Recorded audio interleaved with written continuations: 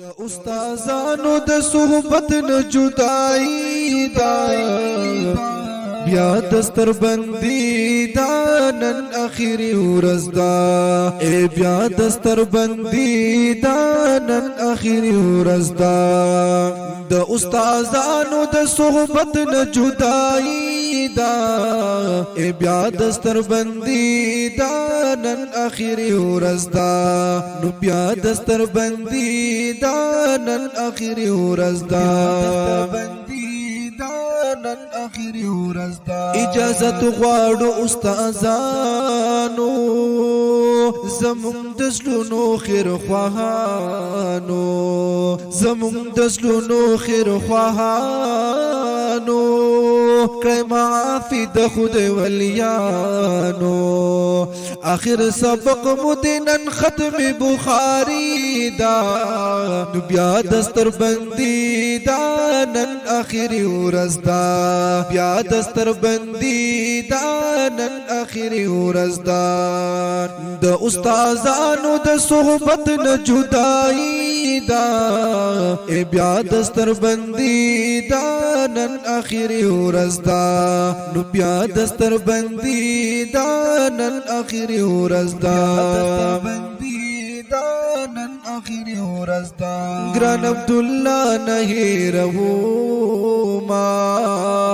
صدام بډیر ډیر یادو ما اے صدام بډیر ډیر یادو ما فضل واجد بډیر ستایا ما نو شو جدای یارانو نن ورځ اخیری دا اے بیا دستر بندی دا نن اخیری ورځ دا بیا دستر بندی دا نن اخیری ورځ دا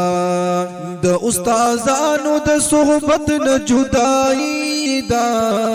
ای بیا دستر بندی دا نن اخیری ورځ دا نو بیا دستر بندی دا نن اخیری ورځ دا نن اخیری ورځ دا انعام الله رب ذکرانو عبد الرحمن زمون غزانو عبد الرحمن زمون غزانو مشتاق گل د گلستانو ینن په فراق را روان اختر علی دا ای بیا دستر بندی دا نن اخیری ورځ دا نو بیا دستر بندی دا نن اخیری ورځ دا زمین نره نره خوږیږي خواږه ملګری جدا کیږي خواږه ملګری جدا کیږي علمی سفر پور کیږي نو په جدای می د یارانو پریشانی دا ینو بیا دستر بندی دا نن اخیری ورځ دا بیا دستر بندی دا نن اخیری ورځ دا محمد رؤف ډیر تقوادارو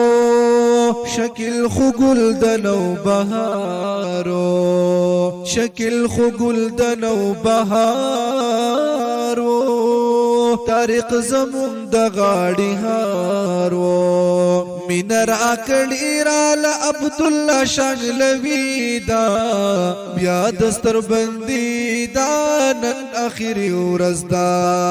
ینو بیا دستر بندی دا نن اخیری ورځ دا اخلاق یادو مد عرفانو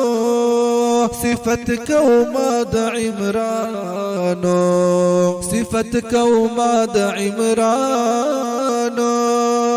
محمد طلحه د گل پشانو ډیر جت صابر ام عبد الرحمن دروی دا بیا دستر بندی دا نن اخیری ورځ دا ینو بیا دستر بندی دا نن اخیری ورځ دا ډیر خدمتګار فضل امین و صدیق خوږ لکه غبین و صدیق خوږ لکه غبین و دا عبدالله کل جبین و آخر دیدن منن دگران واجد علی دا ینو بیا دستر بندی دا نن آخری ورځ دا ینو بیا دستر بندی دا نن آخری ورځ دا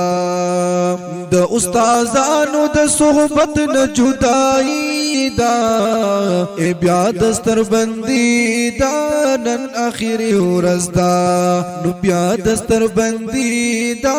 نن آخری ورځ دا حافظ رحمان کفایت الله زار پیردوس جمال د گل خیستا زار پیردوس جمال د گل خیستا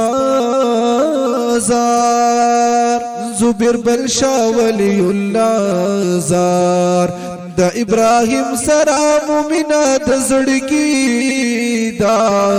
جنو بیا دستر بندی دا نن آخری ورځ دا جنو بیا دستر بندی دا نن آخری ورځ دا بلګران ملګری عبدالله